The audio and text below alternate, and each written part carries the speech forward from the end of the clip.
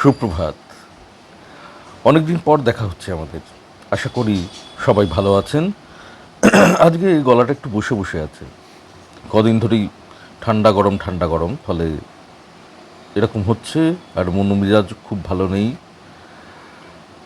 মানে আপনারা জানেন যে এর মধ্যে কী কাণ্ড ঘটে গেছে আরজি করে।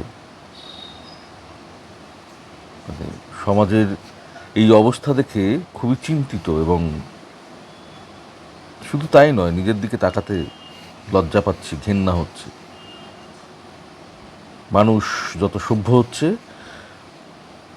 আমরা জানছি যে মানুষ সভ্য হচ্ছে, কিন্তু আদৌ কি মানুষ সভ্য জাতি? বুঝতে পারছি না ঠিক। চলুন, আমার মনে হলো আজকে আপনাদের সঙ্গে এসে প্রথমেই যে একটা কবিতা আজকে বড় প্রাসঙ্গিক। আমাদের ভেতরের, মানে আমাদের নিজের ভেতরে আমরা যে নিজে ঘুমিয়ে আছি, তাকে একবার কড়া নেড়ে ডাকা প্রয়োজন। সেই জন্য আজকে দিনটা শুরু করলাম কবি শক্তি চট্টোপাধ্যায়ের অবনী বাড়ি আছো এই কবিতাটা দিয়ে। অবনী বাড়ি আছো, অবনী বাড়ি আছো, দুয়ার এঁটে ঘুমিয়ে আছে পাড়া, কেবল শুনি রাতের কড়া নাড়া। অবনী বাড়ি আছো, বৃষ্টি পড়ে এখানে 12 মাস, এখানে মেঘ গাভীর মতো চড়ে, পরাং মুখ সবুজ নলি ঘাস দুয়ার চেপে ধরে। অবনী বাড়ি আছো, আধেক লীন হৃদয়ে দূরগামী, ব্যথার মাঝে ঘুমিয়ে পড়ি আমি, সহসা শুনি রাতের কড়া নাড়া। অবনী বাড়ি আছো।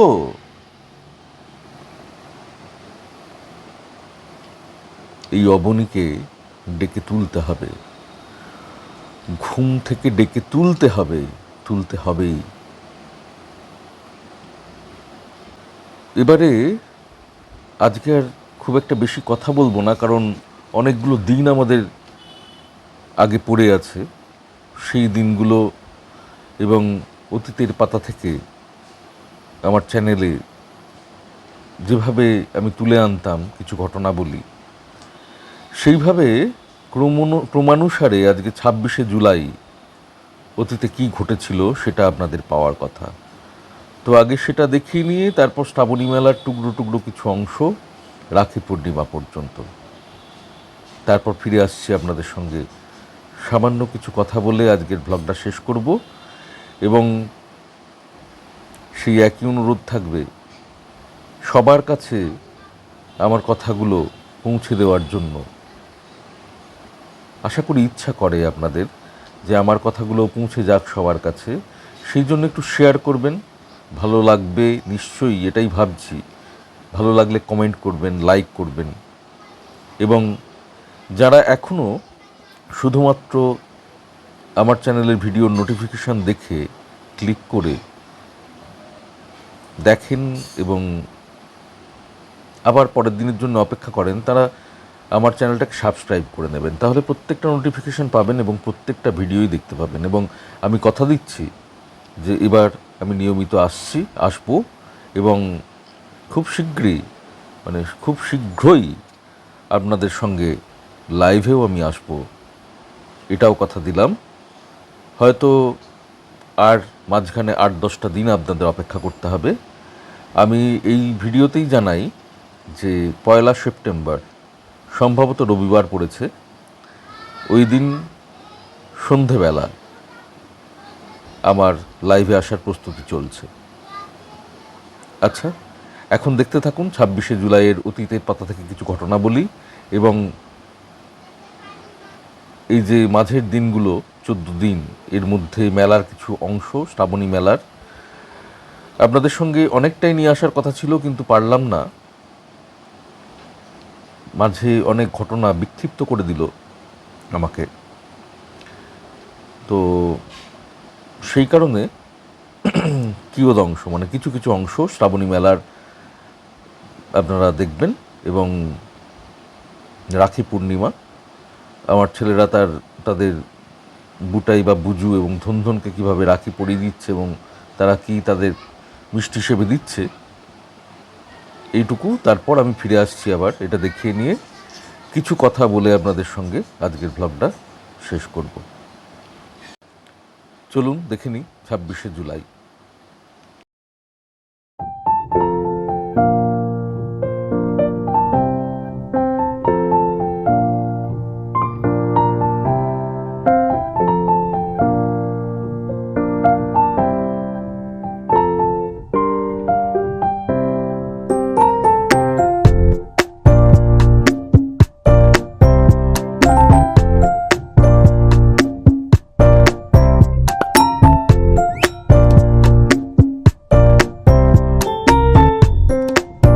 শেষ হলো 26শে জুলাই অতীতের পাতার ঘটনা বলি। চলে এলাম শ্রাবণী মেলায়।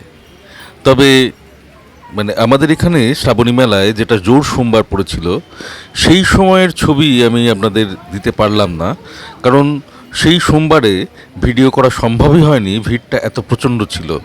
সেই সপ্তাহে তাই তারকেশ্বরে 23 লক্ষ, প্রায় 23 থেকে 25 লক্ষ দর্শনার্থী তারকেশ্বরে এসেছিলেন বাঁকে করে জল নিয়ে। আমাদের এই রাস্তাটা যেটা দেখছেন সামনে, যে রাস্তা দিয়ে যাত্রীরা বা দর্শনার্থীরা যাই বলেন বা ভক্তরা জল নিয়ে হেঁটে যান মন্দিরের দিকে, এই রাস্তাটা এপার ওপার পুরো প্যাকড আপ হয়ে গিয়েছিল লম্বালম্বিভাবে। এখানে একটা সিস্টেম আছে, এই দিকে যে দিকটা দেখছেন ওই দিকে খানিকটা এগিয়েই গেট আছে। এই গেটগুলো রেল গেটের মতো। এই রাস্তায় পরপর 3টে গেট আছে। আর চৌমাথা মানে 12 নম্বর চৌমাথা, যেটা তারকেশ্বর ধাম গেটটা দেখছেন, তার পেছন দিকে আবার ওই রকম গেট আছে আরও প্রায় 3-4টে। এবং এইভাবে গেটগুলো খুলতে খুলতে এগিয়ে যায় যাত্রীরা। এদের যারা বসে আছে দেখছেন আমার দোকানে, এরা জয়নগর থেকে এসেছিলেন। গল্প হচ্ছিল জয়নগরের মোয়া নিয়ে। জয়নগরের মোয়া আসলে কোথায় তৈরি হয় এই তারিখটা মনে নেই, মানে কোন দিনের কথা এটা বলছি, তবে সেদিন প্রচণ্ড বৃষ্টি হচ্ছিল। এটা সম্ভবত রবিবার। এর পরের দিনই মানে জোর সোমবারের পরের সোমবার, সেটা ছিল 9 তারিখ। 9 তারিখে প্রচণ্ড প্রচণ্ড পরিমাণ ভিড় হয়েছিল। মানে 23 লক্ষ থেকে 25 লক্ষ তার আগের সোমবারে হয়েছিল, কিন্তু 9 তারিখ বলছি, এটা হচ্ছে 12 তারিখ। 12 তারিখে ভীষণ ভিড় হয়েছিল, তবে 23 লক্ষ 25 লক্ষ না হলেও ভিড়টা একটু পরেই দেখতে পাবেন। আর মানে 11 তারিখ অর্থাৎ রবিবার সকাল থেকেই বৃষ্টি নেমেছিল এবং প্রচণ্ড বৃষ্টি নেমেছিল। রাস্তাঘাটে জল জমে গিয়েছিল, কাদায় কাদা। এমনকি আমার দোকানের ভেতরেও টপ টপ করে জল পড়ছিল। আসলে দোকানটা তো তৈরি ত্রিপল আর প্লাস্টিক দিয়ে। তো ওই 11 তারিখ সন্ধেবেলা, এটা হচ্ছে বাবা তারকনাথ সেবা সমিতি, ওই 12 নম্বর চৌমাথার ওপরে এই সেবা সমিতি আছে। সেই সেবা সমিতিতে একটা অনুষ্ঠান চলছিল। তরুণদা আমাকে বললেন যে চলো বাবাইদা একবার ঘুরে আসি, অনুষ্ঠানটাও দেখবে, আর ওখানে যদি চা করে একটা সুন্দর বেশ ভালো রকমের চা, সেই চাটা তুমি যদি খাও খুব ভালো লাগবে, চলো চা খেয়ে আসি। তো এই তরুণদার সঙ্গে বাবা তারকনাথ সেবা সমিতিতে আমি ঢুকেছিলাম। অনুষ্ঠানটা হচ্ছিল বটে, তবে ওই চায়ের প্রিপারেশন, চাটা তখনও শুরু হয়নি করা। আর ওই বাবা তারকনাথ সেবা সমিতিতে বাবার তারকনাথের ভক্তদের জন্য রান্না বান্নারও ব্যবস্থা থাকে, মানে ওই দিন ছিল, কিন্তু সেটাও অনেক নাকি দেরি হয়ে গিয়েছিল, রাত্রি 10:30 বেজে গিয়েছিল। তো আমি সেদিন কিছু কাজ ছিল আমার, সেই জন্যই তরুণদাকে ওখানে রেখে আমি আমার কাজ করতে বেরিয়ে পড়েছিলাম। তো ওই হচ্ছে রাধাকৃষ্ণ, দেখতে পাচ্ছেন রাধাকৃষ্ণ দুলছেন দোলনায়, এবং এনারা গান গাইছিলেন, শিল্পী এসেছিলেন অনেকেই। এই হচ্ছে আবার মানে ওই সকালবেলাটা আর কি, রবিবার সকালবেলা। হ্যাঁ, তো আপনাদের আমার মনে হচ্ছে আপনাদের মানে ভুল বললাম, আবার ইনফরমেশান দিলাম, যেটা 12 তারিখ বা 11 তারিখ বললাম ওটা 10 তারিখ, এইটা হচ্ছে 11 তারিখ, মানে রবিবার সকাল। এই 11 তারিখে মানে রাত 12টার সময়, 12টার পর ওই ভিড়টা জমতে শুরু করবে, সেটা আপনারা দেখতে পাবেন, মানে 12 তারিখের ভিড়টা। আসলে খেয়াল নেই, সব কিছু খেয়াল নেই। এর মধ্যেই ঘটে গিয়েছিল এরকমই এক রাতে, যে রাত মানে প্রচণ্ড হৈ হইয়ের রাত, হ্যাঁ এরকমই একটা রাত তারকেশ্বরে হৈ হৈ করে কাটছিল সবার মেলার মধ্যে। সেই রকমই একটা রাত, তার মধ্যেই ঘটে গিয়েছিল আরজিকর কাণ্ড। আমরা জেগে থেকেও জানতে পারিনি সেদিন, যখন জানলাম তখন সব শেষ হয়ে গেছে। মানে আমরা এত মানুষ আমরা এখন অবশ্যই মাঠে নেমেছি, প্রতিবাদ জানাচ্ছি যে সবাই সবার মতো করে, এবং সবাই সবার মতো করে প্রতিবাদ জানালেও আমাদের লক্ষ্য সেই এক, উই ওয়ান্ট জাস্টিস। যাই হোক, এটা হচ্ছে বাবা এই তারকনাথ মানে তারকেশ্বর ধামের যে গেট 12 নম্বর চৌমাথা, সেইখান থেকে সন্ধেবেলা আমি সেখানটা গিয়ে দেখছিলাম আর কি অবস্থা, কেমন যাত্রীরা আসছে 12 তারিখের জন্য। তো তখন আমার দোকান কিন্তু বন্ধ ছিল, আমি এগোচ্ছিলাম সামনের দিকে। ওই দেখুন একটা গামলার মতো কিছু দেখা যাচ্ছে, ওটা আর কিছুই নয়, ওর ভেতরে একটা বাচ্চা আছে। ওই বাচ্চাটার যা ওজন সেই পরিমাণ জল নিয়েছেন উনি বাঁকে। এই দেখুন বাচ্চাটা ভেতরে কান্নাকাটি করছে, ওকে বোঝাচ্ছে, বুঝিয়ে আবার এগিয়ে যাচ্ছে। আমার দোকানটাও একটু এগিয়েই আপনারা দেখতে পাবেন, এই এগোচ্ছি আমি ওনাদের সঙ্গেই এগিয়ে যাচ্ছি। এগিয়ে গিয়ে এবার দোকানটাকে একটুখানি দেখে টেকে নেব। ওই যে দেখা যাচ্ছে দোকানটা বন্ধ আমার, হ্যাঁ দোকানটাকে দেখে টেকে নিয়ে তারপর আমি বাড়ি ফিরে যাব এবং রাতে আবার আমার দোকানে ফিরে আসব। এই হচ্ছে এখনকার প্রোগ্রাম। চলুন, এই এই এই দেখুন দোকানটা পেরিয়ে গেলাম, এই হচ্ছে রাতে চলে এসেছি। রাতে আমি আর আমার মিসেস দুজনে আমরা দোকান সামলাতাম, আপনারা জানেন সেটা। তো এই দেখুন কীরকম প্যাকটা ভিড়, রাস্তার এদিক ওদিক করা যাবে না, একদম লম্বালম্বিভাবে এই ভিড়টা। মানে আপনি যদি মনে করেন আমার দোকান থেকে ওই দোকানে যাবেন, ওপারের দোকানে, কিছুতেই যেতে পারবেন না, আটকে যাবেন। এই লোক মানে এই যে জনসমুদ্র দেখছেন, এই লোকগুলো এরা প্রত্যেকে আটকে আছে একে অপরের গায়ে, এবং যেই গেটটা খুলবে সঙ্গে সঙ্গে এরা ছুটতে থাকবে, এবং নিজের বসেও ছুটবে না, অন্যের ধাক্কায় বা অন্যের মানে গায়ের জোরেই আর কি ওদের পা চলতে শুরু করবে।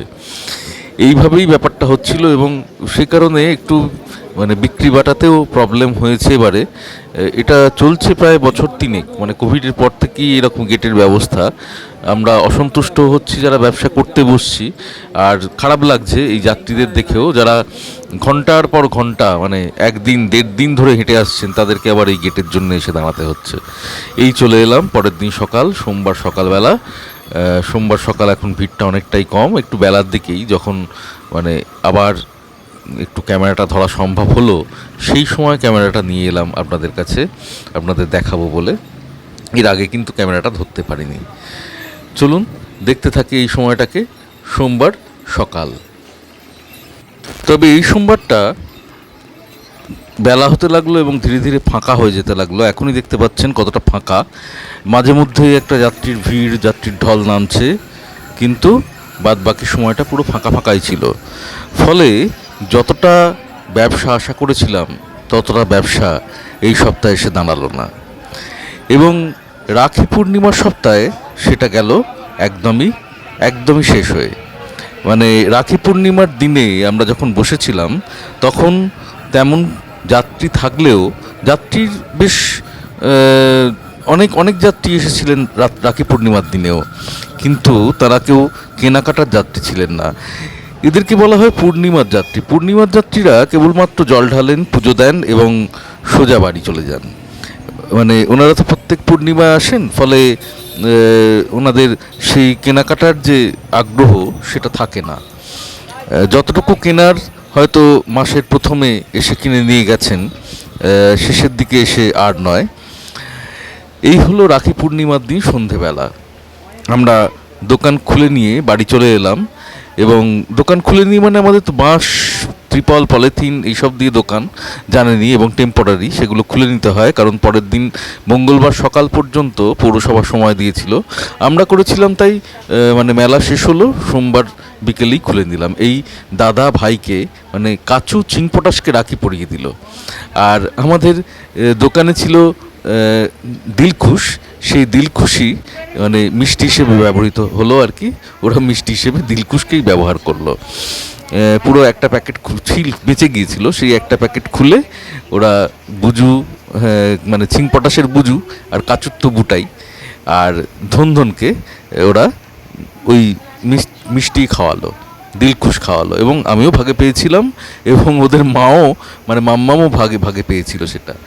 এই কাচু এখন ওর ধনধনকে রাখি বেঁধে দিচ্ছে হাতে। আরও কী সব বকবক করছিল জানি না, খেয়াল নেই, তবে এই এই এই বেঁধে দিল এবং একটু পরেই ওই দিলখুশ বিতরণ শুরু হবে আর কি। দিলখুশ খাইয়ে দেবে এবং আমি চলে এসেছিলাম এইটুকু নিয়েই আমাদের ঘরে কাচু আমাকে এসে একটা দিলখুশের টুকরো দিল। আজ এই পর্যন্তই, আবার আসবো আগামীকাল নতুন বিষয় নিয়ে, নতুন কিছু কথা নিয়ে। আজকের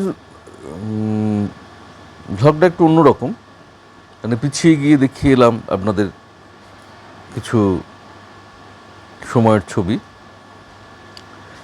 আগামীকাল থেকে আমি আসবো, মানে রোজের যেমন আসতাম প্রতিদিনের আমার যাপন নিয়ে সেইভাবেই আসবো।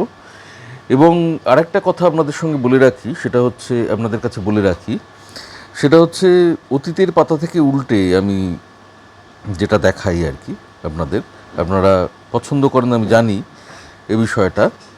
তো এটা তো অনেকগুলো দিন গ্যাপ হয়ে গেছে, মানে আজকে যে দেখতে পেলেন 26শে জুলাই, 27শে জুলাই থেকে একদম আজকে 22শে আগস্ট, এই 22শে আগস্ট পর্যন্ত যে বাদ রয়েছে সেটাকে তো মানে ওই রকম পরপর দেখাতে থাকলে তাহলে ওই লেটেই চলবে, সেটা আমি চাই না। সেটা মানে প্রতিদিনেরটা প্রতিদিন দেখাতে চাই, সেইভাবেই ফিরে আসতে চাই।